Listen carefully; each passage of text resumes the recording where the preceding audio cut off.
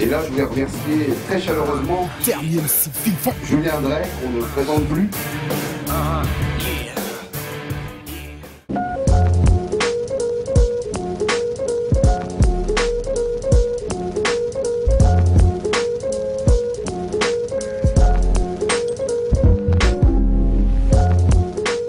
Je me suis rendu compte déjà qu'il faut être pragmatique. Je peux pas dire par exemple à un jeune qui veut se mettre à rapper de ne plus rapper.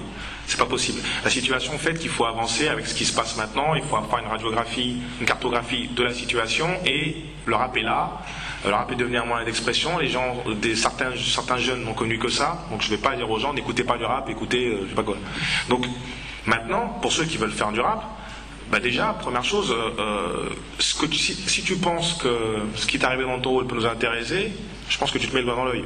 Ce qui serait intéressant, c'est déjà commencer à lire des bouquins, et des livres. Ça pourrait te servir pour le peura, grosso modo. Donc, les jeunes qui veulent se mettre dans le rap, je leur dis, si tu veux faire la différence par rapport à des mecs comme B2O, on va dire, ou comme Rof, qui sont arrivés à un niveau où tu pourras jamais atteindre dans ce genre de rap-là, si tu veux faire la différence sans être un rap chiant et didactique, lis des bouquins, lis des livres. Et justement, les livres que nous on propose dans la mouvance. Essaye d'élargir ton champ de vision. C'est ce que je leur dirais. En sachant, en espérant qu'à partir du moment où il se mettra à lire des livres, petit à petit, peut-être qu'il trouvera comment dirais-je, un autre moyen d'expression, même un autre fil conducteur. Mais maintenant, je ne leur ferme pas la porte au rap.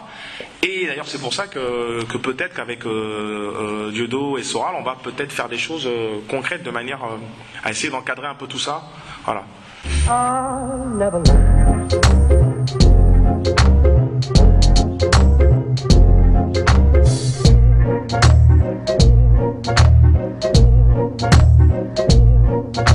Alors, à l'époque des années 80, d'islam, il n'en était pas question. Lorsque j'étais militante Beurre, leader Beurre, porte-parole de Convergence 1984, on était engrangé dans un mouvement 100% laïque. 100% laïque, 100% droit de l'homiste, 100% progressiste, 100% démocratique. C'était l'identité que nous avions adoptée pour la bonne raison que depuis notre enfance, on baignait dans cette identité-là, comme l'ensemble du pays. On n'a pas été d'emblée des gens qui sont venus apporter quelque chose de radicalement différent que ce qui se faisait en France. Donc on a été des démocrates qui n'étions pas considérés comme des citoyens à part entière en vertu de l'héritage qui pesait sur nous et qui nous venait de la colonisation et du statut qui avait été donné à nos parents. Mais nous, notre identité dans les années du mouvement Beurre, c'était une identité laïque. Cette identité s'est trouvée finalement mise à mal par les manipulations notamment d'SOS Racisme qui nous ont conduites, en tout cas moi ça a été mon cas, à me dire que la dimension horizontale de la croix, pour revenir à cela, était finalement insuffisante pour me définir, puisque sur cette dimension horizontale-là, je m'étais retrouvée piégée et vaincue par mes adversaires. Et quand je dis vaincue par mes adversaires, je peux vous dire que je ne savais même pas à l'époque que j'avais des adversaires. Moi j'étais une jeune fille qui vivait en France et qui s'imaginait que, certes, historiquement, nous héritions d'une situation qui était par exemple celle de la colonisation, mais que cette histoire finalement faisait partie du passé et qu'il suffisait, en convergeant les uns avec les autres, de régler un problème historique sans pour autant le nier. Ce problème historique, finalement, nous avait été inculqué notamment à l'école, en cachait un autre. Il en cachait un autre qu'était cette possibilité d'avoir des adversaires dans un univers dont nous ne soupçonnions même pas l'existence, pour la même raison que, justement, c'est un univers qui était, je dirais, extrêmement discret. Moi, je suis allée à l'université après mon bac que j'ai passé en candidate libre.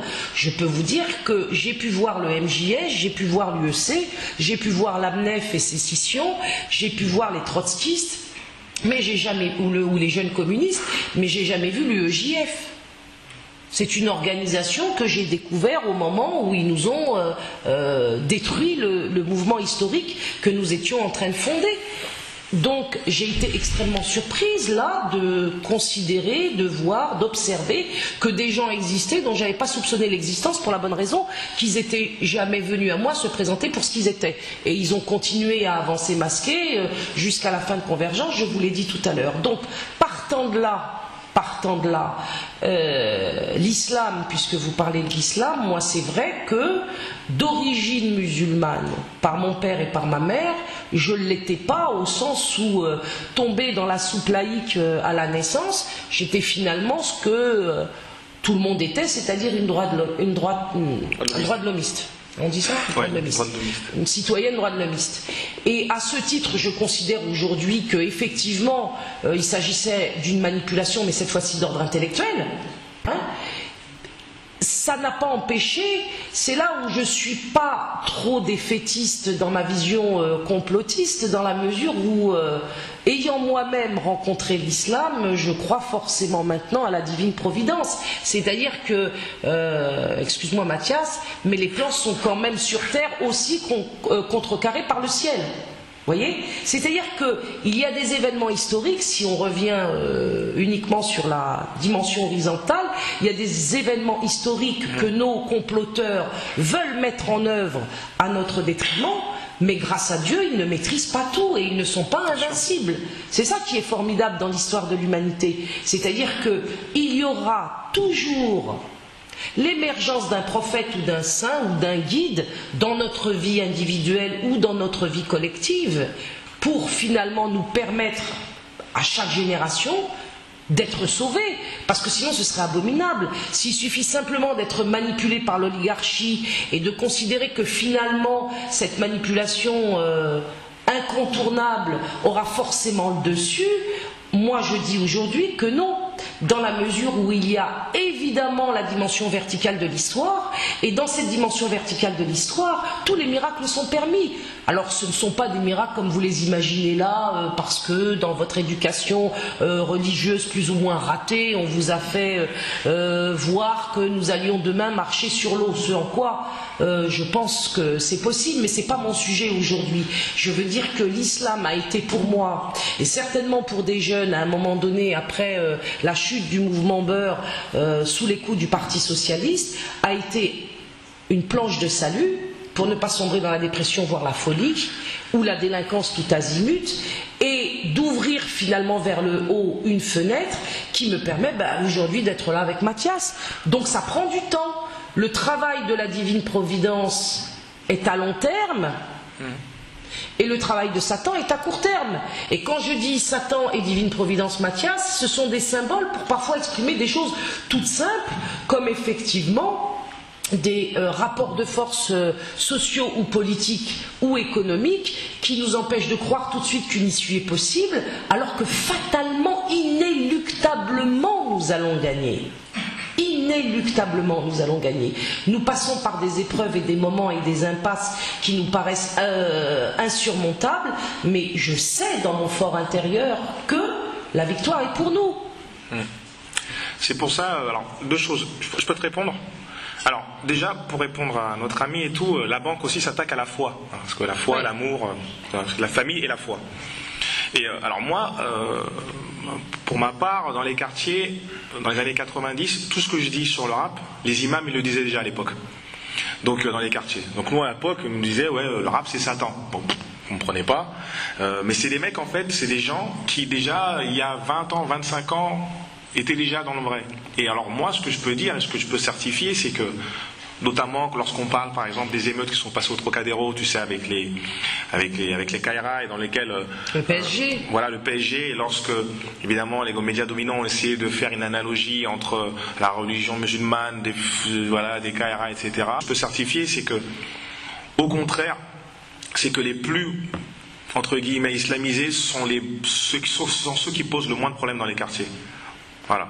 Et donc, je pense qu'au contraire,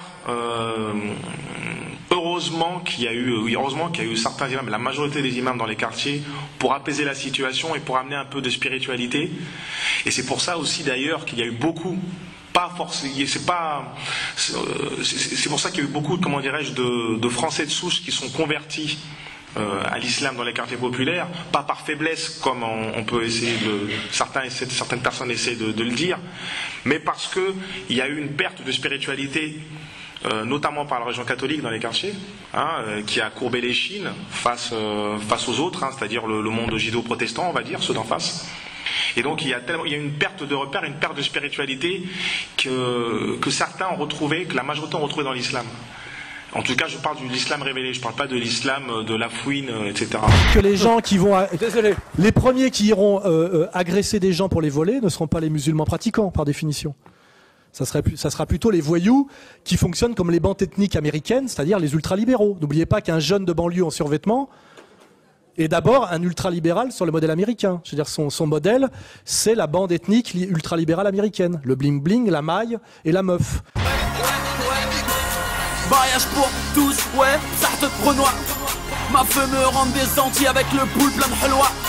Je suis marié à la street, ouais, j'ai graille le cola. Salam à ma clique de merboule, Renoir, banlieue sale, BS Bola. Et que s'il est réellement réislamisé sérieusement et en profondeur, il échappe à ce monde-là. Ce qui veut dire qu'il suffit pas qu'un voyou vendeur de shit mette une djellaba pendant 15 jours pour en faire un bon musulman. Le Coran, rien n'est fini, on va leur tirer dessus. Le Coran, rien n'est fini, on va leur tirer dessus.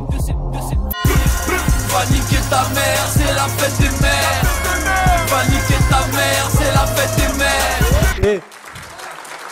Et le travail à faire chez les musulmans, c'est de bien faire le tri chez eux entre les musulmans authentiques et respectables et les faux musulmans manipulateurs. Et malheureusement, vous savez très bien que les médias pervers nous montrent toujours les faux. Les chalgoumis, les lafouines. Hein. L'un va en Israël se prosterner, l'autre fait un duo avec Patrick Bruel. De mettre à mort, lève la tête, regarde-moi.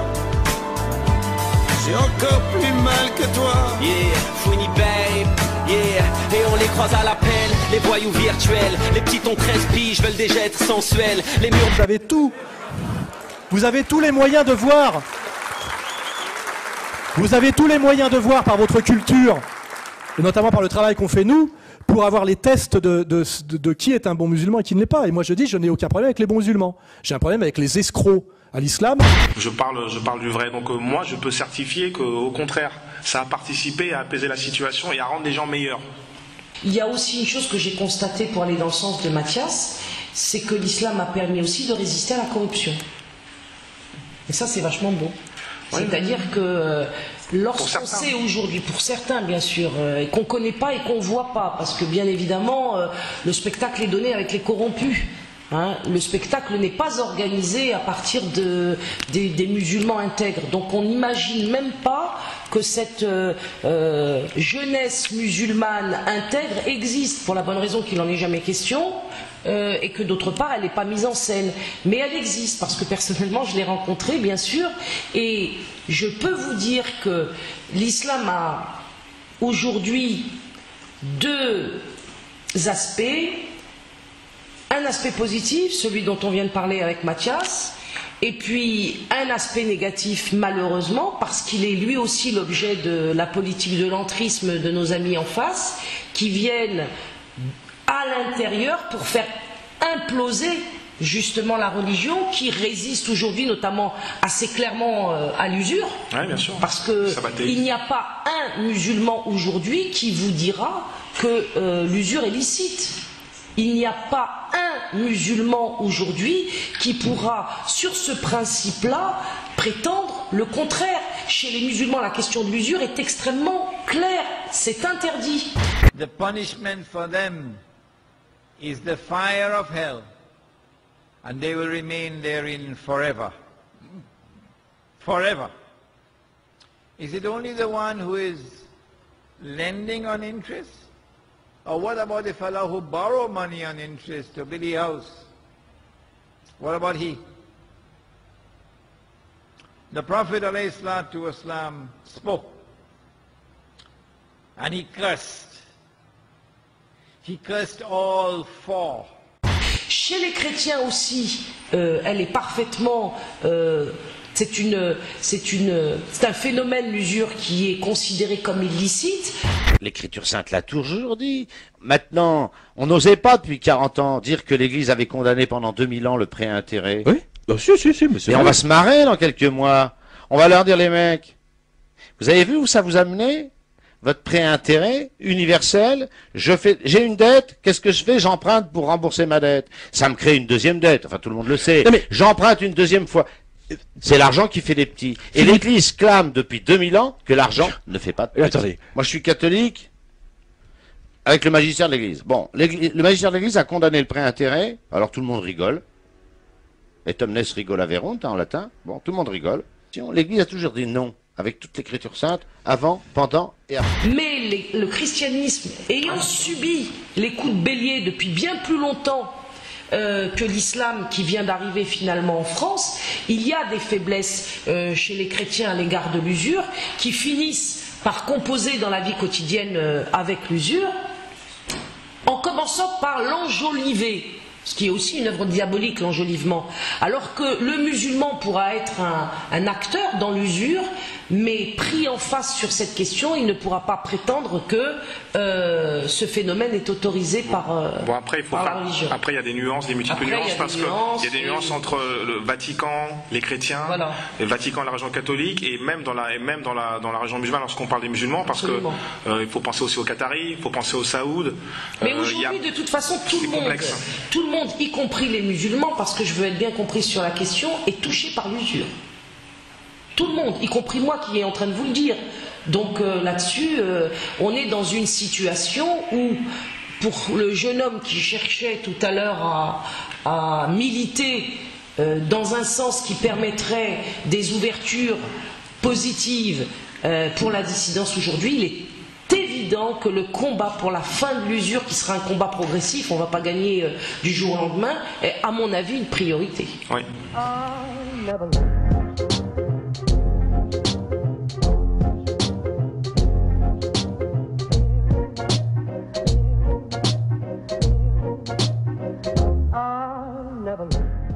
En fait, ce que je dis, en vrai, tout le monde le sait. Comme j'ai dit tout à l'heure, j'ai fait un travail un peu de recherche historique pour essayer d'où venait un petit peu la douille, mais ce que je dis sur les effets, ce que je dis sur la majorité des auditeurs le savent, et en tout cas la majorité des acteurs surtout le savent. Donc je leur ai pas appris grand-chose.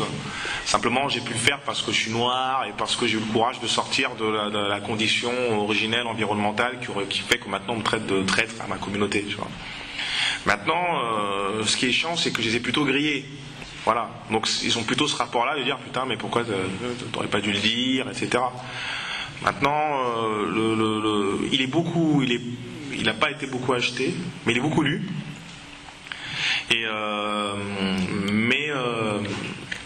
oui, il a un impact énorme chez les tenants du manche de Skyrock, parce que je sais que Fred a fait un reportage exprès pour répondre au bouquin.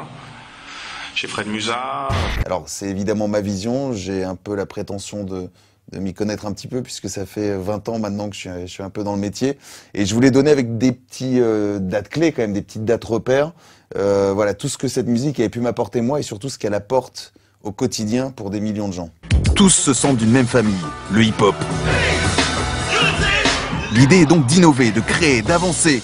Mais les politiques ne vont pas tarder à s'y intéresser. Depuis 1981, après plusieurs décennies de gouvernance droitière, la gauche a pris le pouvoir et veut insuffler de la nouveauté dans tous les domaines.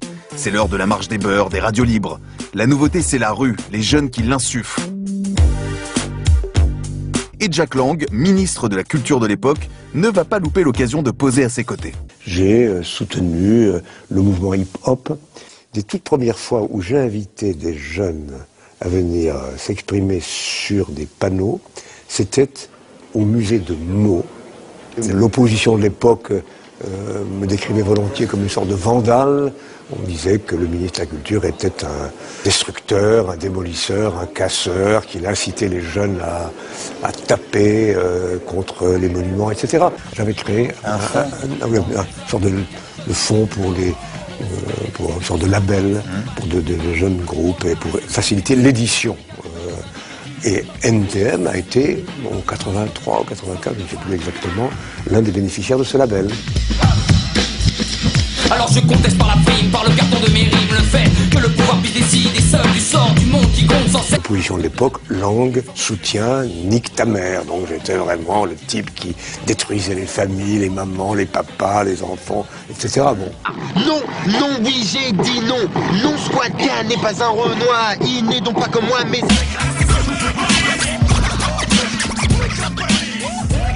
Et quand Laurent Bounot, directeur des programmes de Skyrock, cherche des talents français, c'est dans le rap qu'il les trouve.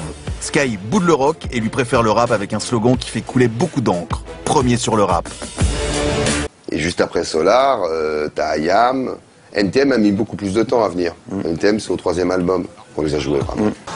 Le hip-hop, lui, il a pas l'esprit, mais il a la forme. Comment alors tu vois l'évolution de ce mouvement? Est-ce que, à ton avis, t'es quand même positif ou t'es quand même un peu plus sombre? C'est de notre faute si le rap il est arrivé dans cet état. Non, tu considères que t'as une part de responsabilité? C'est de notre faute, c'est clair et net.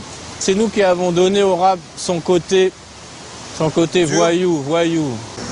On aimait bien Scarface, on aimait bien tous ces trucs un peu, voyou, machin. On a pris ça, on a mélangé, on a mis dans le rap. On va réparer tout ça petit à petit. Bon, voilà. On va réparer tout ça. Merci Bruno. Excusez-nous. Ouais. Envoyé chez le vétérinaire. C'est-à-dire pour nous, on était vraiment dans la culture hip-hop au sens l'état d'esprit de la Zulu Nation, ce genre de choses, même si on le formulait pas. Donc ça me fait plaisir. Chez les mecs des maisons disques, chez Def Jam France, pardon, Benjamin Choulvani et compagnie. Donc les mecs sont au courant du livre. Et des rappeurs aussi, ce qui explique aussi certains revirements de rappeurs qu'on a parlé un peu après. Mais maintenant, le travail continue parce que, bon, la machine, il y a Urban Peace, il y a Booba, etc. La machine, elle est assez compliquée. Eux, ils se disent que je suis l'anomalie systémique, tu sais. Voilà, il va toucher 1% des personnes et puis on va se faire notre projet avec 99%. Maintenant, le plus compliqué, c'est d'essayer de toucher le maximum de personnes. Alors, il y a eu une petite percée sur Skyrock, là, il y a 2-3 jours, là, par un mec assuré, Zirko, je crois. Ok. Crash talking. Tu as du bif mais t'en veux plus. Personne ne pourra t'arrêter. Alors tu chantes avec un sioniste de la variété. Trahis nos codes mais tant que ça paye pas tu kiffes ça ouais. Et t'assassines de l'armée d'Israël. Vendu que tu es, il y a du sang sur tes mains quand des enfants se font tuer. Comment marches-tu la tête haute? Ta salive fait des infanticides. Ça fait longtemps qu'on se retrouve plus dans ce que tu chantes ici. Une pensée pour ceux qui vivent de ce pays divise. Dans l'âge des pédophiles récidivistes. Pour ça prend ma sonnerie. Ton rappeur favori, vénère Iblis. Mais toi tu le suis dans sa connerie. Ok. Ah ouais, tu as été trash talking à l'instant. Je peux faire juste une... Bien sûr, vas-y. Ah merci. Bon, grosse dédicace à tout mon collectif déjà, donc SKS Crew qui signifie Syndical Syndrome Crew. Et juste un dernier petit mot également que je voudrais adresser à monsieur Pierre Bélanger, qui est un sataniste, pédophile, incestueux. Ok, vas-y, coupe, attends, c'est bon. Pierre Bélanger, c'est notre patron à Skyrock, je dis ça, mais c'est pas l'heure de lancer des débats là-dessus. Je sais qu'il y a toute une petite bande sur internet qui s'agite actuellement autour de ça. Ne vous renseignez pas que sur internet, c'est tout ce que j'ai à vous dire, et arrêtez vos conneries. Bon, Zirko, Mais ouais, tu vois. Mais c'est assez, ça va être dur. Ça va être dur. Il faut vraiment, il faudra soit qu'on fasse ce qu'on va faire avec Jodo et Soral pour essayer de lancer un gros truc, soit qu'un rappeur connu fasse son coming out en direct, quoi. Mais à part ça, voilà, ça va être très compliqué, mais je sais qu'il a été lu, mais ma capacité de nuisance, elle est assez quand même infime. Faut pas quand même, j'ai quand même des Sony en face de moi, j'ai des Warner, et puis voilà, on a toute la machine antiraciste. Donc c'est compliqué, quoi.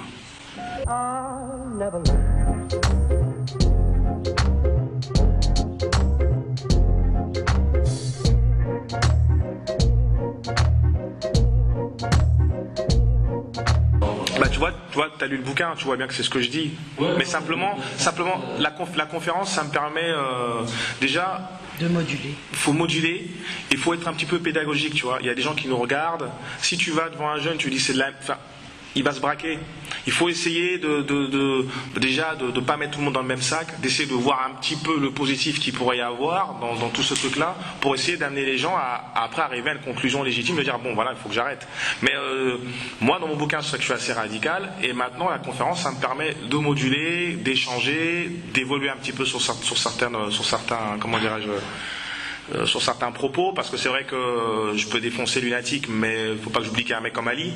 Donc il y a je suis d'accord avec toi dans l'ensemble, puisque c'est ce que je dis surtout dans la dernière partie, où j'essaie de démontrer à quel point c'était une catastrophe, puisque c'est ce que je te dis, c'est ce que j'ai dit un peu avant. S'il n'y avait pas eu le rap, je pense que dans les quartiers populaires, ça aurait pété depuis longtemps de manière salutaire, parce que la situation était tellement paupérisée dans les années 90 qu'on avait toutes les raisons de se radicaliser politiquement et de faire des choses concrètes, et c'est pour ça d'ailleurs qu'il y a eu le rap, pour nous empêcher de faire des choses concrètes. Donc je ne peux pas dire pire que ça, et ça nous a mis dans le consumérisme de manière à ce qu'on soit tous dans l'usure, puisque c'est la musique de l'usure, les rappeurs sont les agents de l'empire, c'est la musique la plus vendue au monde, la plus écoutée. Le marché français, c'est le deuxième marché au monde, donc c'est pas pour rien. Donc c'est une gigantesque catastrophe, ça je le dis. Mais maintenant, il faut essayer d'apporter des nuances, parce qu'il y a un fait concret qui fait qu'actuellement, il y a 2 jeunes sur 3 qui écoutent du rap. Et donc, ces gens-là, on ne peut pas les laisser à Skyrock. Il faut essayer de les récupérer. Et malheureusement, pour les récupérer, on sera obligé de passer par des médiations. Certains vont réussir peut-être à trouver la voie dans la religion révélée, mais il faut être pragmatique et être dans le concret. Et dans le concret, c'est un petit peu essayer de mettre les mains dans le cambouis, malheureusement, et essayer d'influer les rappeurs, en tout cas les rappeurs authentiques, en tout cas les rappeurs indépendants, de les ramener vers nous. Voilà. On est obligé de faire ça, parce que sinon, on va faire ce que tout le monde peut faire, c'est-à-dire de critiquer, mais après on va juste les braquer. Les gens d'en face sont super contents, parce qu'ils savent très bien que moi, avec mon discours qui est un peu chiant, on te propose, moi ce que je propose c'est quoi? Je propose le monde des faf, tu vois, le monde de l'infamie, alors qu'eux leur proposent des meufs, de l'oseille, de l'argent, tu vois. Funny baby roule sur l'or, négro, petit rage roule un joint d'héros. Tournée, platine, promo, télé, radio, pop, star. La vie souche, ouais, Sartre, Renoir. Ma feu me rend des Antilles avec le boule plein de halwa. Donc je sais que le combat face à eux est perdu d'avance si je n'essaie pas un petit peu de leur dire ce qu'ils peuvent gagner, etc. Et il y a eu tout à fait des aspects positifs au rap. Et je vais vous dire pourquoi, parce que moi je suis enseignante, et comme je vous l'ai dit tout à l'heure, je l'ai été de nombreuses années en lycée professionnel, donc sur les territoires de la banlieue parisienne, et tous mes élèves écoutaient du rap, étaient consommateurs de cette musique-là, et j'ai constaté, alors qu'au début j'étais extrêmement hostile, aussi bien au texte qu'au rythme, qu'à l'absence de mélodie, parce que je n'entendais pas, qu'à la violence et à la grossièreté qui régnait dans cet univers-là, je me suis rendu compte, évidemment pas pour tous, mais pour quelques-uns d'entre eux, que ça avait été une possibilité inattendue de se réapproprier le langage qu'on leur avait enlevé. C'est-à-dire que certains, avec le rap, en étant des producteurs de rap dans leur quartier, sont entrés dans un domaine poétique qui n'était pas forcément à l'image de ce qu'on entendait sur les chaînes pourries de l'oligarchie. Et certains ont été, entre guillemets, sauvés par cette réappropriation du langage, parce que se réapproprier le langage, ça veut dire se réapproprier soi-même, et ainsi pouvoir se positionner en connaissance de cause en face d'autrui, ce qu'ils étaient incapables de faire sans cette maîtrise du langage que l'école ne leur avait pas transmis. Alors, si je suis effectivement persuadée qu'il y a complot dans différents domaines, il n'y a pas pour autant de ma part, sur ces complots, je n'ai pas un point de vue manichéen. c'est que, comme je vous l'ai dit tout à l'heure, les uns complotent et les autres disposent aussi de ce complot, c'est-à-dire qu'ils ne le maîtrisent pas du début à la fin. Et c'est pour ça que je donne entièrement raison à Mathias lorsqu'il vient modérer et moduler son propos sur le rap. C'est qu'en toute chose, vous avez la face négative et la face positive, et que dès lors que cette face positive peut être éclairée, elle peut produire ses fruits.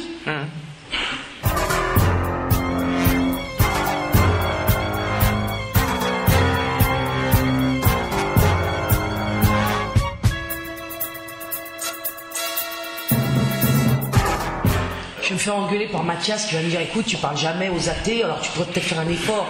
Mais moi, je vais dire à Mathias une chose que je lui ai pas encore dite parce qu'on se connaît pas depuis longtemps. Je vis avec les athées depuis ma naissance. Donc des fois, je me laisse un petit peu aller avec quelques phrases que je m'autorise toute seule à prononcer et qui vont puiser en effet dans la religion. Mais les athées, oui, je sais que tu es d'accord avec moi, Mathias. Mais les athées, en fait, j'ai passé mon temps à être avec eux, à parler avec eux, à me friter avec eux. Et c'est vrai qu'aujourd'hui, comme j'ai déjà un pied dans la tombe, disons que vu mon âge, je m'autorise à commencer un peu à envisager que je puisse parler de Dieu. Voilà. Alors, vaincre Satan, si je me positionne dans la religion, ça commence par la prière. Oui, en plus c'est vrai, ils sont tout à fait sataniques dans le sens où ils inversent les choses. Satan c'est l'adversaire, et la définition de l'adversaire c'est celui qui met les choses à l'envers. Donc de ce point de vue-là, on est dans une époque satanique. Et on est dans une époque de l'antéchrist. On en parlait tout à l'heure dans le train lorsqu'on venait ici à Bordeaux, et je disais qu'il y a des gens qui attendent l'antéchrist avec des cornes et un nez vert. C'est pas comme ça que ça se passe forcément. Ce sera peut-être, je vais pas me prononcer là-dessus, un personnage historique. Mais c'est surtout maintenant, BHL. Ouais, par exemple, au hasard. Mais c'est aussi une époque. C'est l'époque de l'inversion complète. C'est pour ça que les pervers aujourd'hui sont aux commandes de la contre-civilisation qui nous oppose aux civilisations antérieures où une femme était une femme, un homme était un homme, un enfant était un enfant, on devait le respect aux vieux, l'usure était interdite, etc.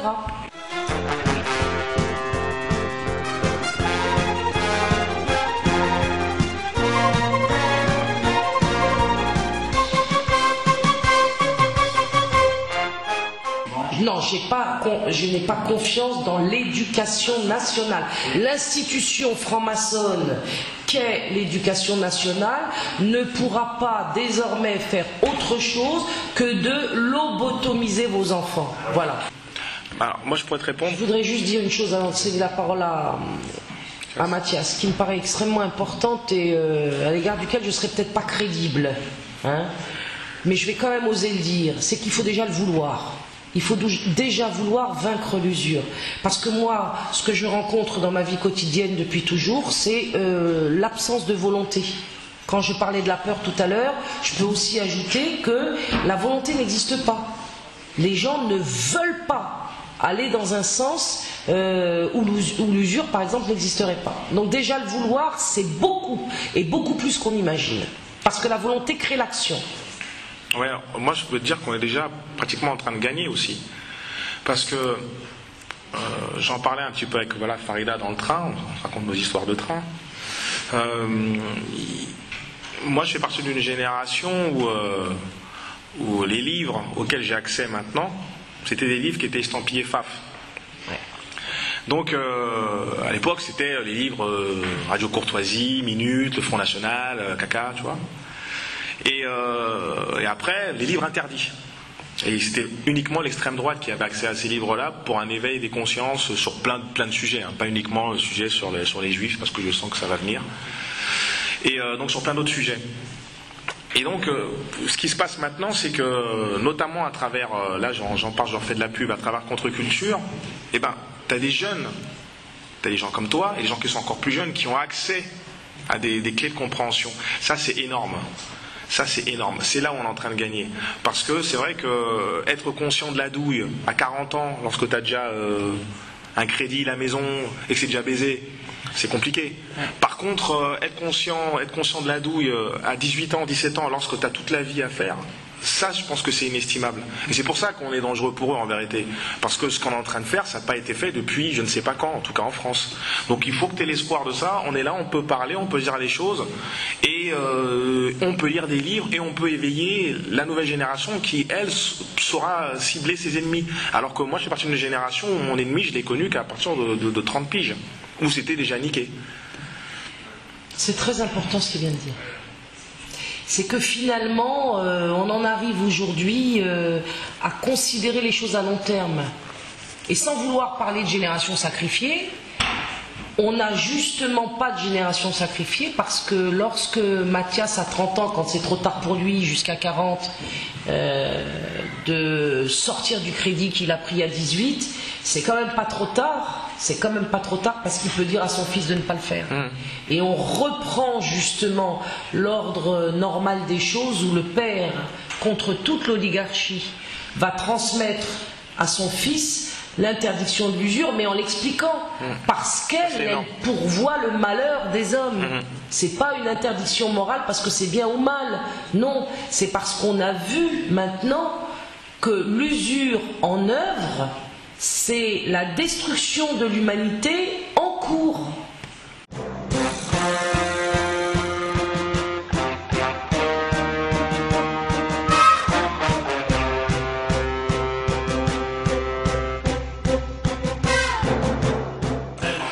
Ouais, concrètement, c'est pour ici, par exemple, ce sont des appels anonymes à la mairie, des pressions à la mairie en leur faisant comprendre qu'ils donnent la parole à des infâmes fachos.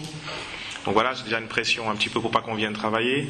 C'est la rédaction de fausses biographies qui me font passer, par exemple, du PCF au FN. Voilà, moi je suis un auteur imposteur, pareil. Ouais. C'est aussi concrètement appeler mon éditeur pour les menacer. Menacer les menacer physiquement, menacer les gens qui travaillent pour moi. C'est des menaces quotidiennes. Bon, ça, on a l'habitude par le biais de Facebook, par le biais aussi de mon éditeur. C'est lors de conférences, de menacer les conférenciers, pour certains, en disant que s'il vient, on va foutre le feu à l'endroit où il y aura la conférence. Et puis aussi menacer le conférencier à sa famille, c'est comme ça. C'est pour les plus faussement courageux des menaces physiques, des déplacements en groupe lors de conférences, c'est-à-dire qu'il peut y avoir des conférences, par exemple comme ici, là il y a un service de sécurité qui est bien fait, mais des fois c'est un peu moins bien fait, et puis il s'avère que lors d'une conférence comme ça, il peut y avoir un attroupement de 30 personnes qui me regardent fixement sans faire un bruit. Est-ce que je peux interrompre une minute? Je voudrais justement aller dans le sens de ce qu'il dit, parce que moi je viens de vivre avec Mathias là quelque chose d'incroyable que j'ai jamais vécu. C'est la première fois de ma vie. C'est-à-dire que je prends le train à Montparnasse à Paris. Je retrouve Mathias dans le wagon puisque les places ont été réservées pour que nous soyons ensemble. Et lorsque nous arrivons à Bordeaux, il faut qu'on ait 5-6 gardes du corps pour arriver jusqu'à vous. Et ça paraît incroyable, mais en France en 2013 aujourd'hui, Mathias et moi, on est reçus par une équipe de sécurité qui fait un travail extraordinaire pour nous permettre d'arriver jusqu'à vous en bon état. Mais qui sont ces gens concrètement en face de vous? C'est des étudiants? Oui, alors il y a beaucoup d'étudiants, généralement, pour être aussi con. Donc, des jeunes, des étudiants, ceux qu'on appelle les antifas. Qui n'est même pas un mot du vocabulaire, ça veut rien dire antifa. Antifa quoi? En fait c'est antifasciste, mais évidemment ils ne peuvent pas prononcer le mot en entier parce que ce serait tellement ridicule d'être un militant antifasciste aujourd'hui, puisque tout le monde voit bien qu'il n'en existe pas de fasciste en France. Donc on va galvauder le mot en le raccourcissant de manière à ce qu'il ne signifie plus rien, et on va inventer maintenant des ennemis qui s'appellent les FA. Donc toi tu es un FA. Voilà, je suis FA. Moi je suis un FA. FA, Dorémy, tout ça. Dorémy, FA. Il y a les gymnastes de la LDJ, évidemment, les judokas, la LDJ. Il y a, alors moi, étant donné que je critique le rap, il y a les idiots utiles des quartiers populaires, donc les Kairas un peu à la con, voilà, envoyés généralement soit par des rappeurs ou soit par des gens des maisons de disques. Et puis des amis à Julien Drey et compagnie, des amis au Parti Socialiste, voilà, c'est tous ceux qu'on fait chier concrètement. Mais ils trouvent toujours un petit peu pour 2-3 billets, 2-3 cons pour faire le sale boulot. Ça, c'est plutôt pour le côté KRA. Et puis pour les autres étudiants sont assez cons pour le faire tout seul. À la Clément Méric, quoi, et puis qui meurt des fois, paix à son âme. Et voilà. Et puis les gymnastes de la LDJ. Voilà. C'est ça. Je sais pas, Non, t'as bien résumé, c'est ça. Voilà. Et en ce qui concerne nos amis auditeurs, rappeurs, etc., il y a un gros truc qui se prépare, on va l'annoncer dans pas longtemps, avec Dieudonné Soral, voilà. Donc restez branchés, comme dirait je sais pas qui d'ailleurs. Merci.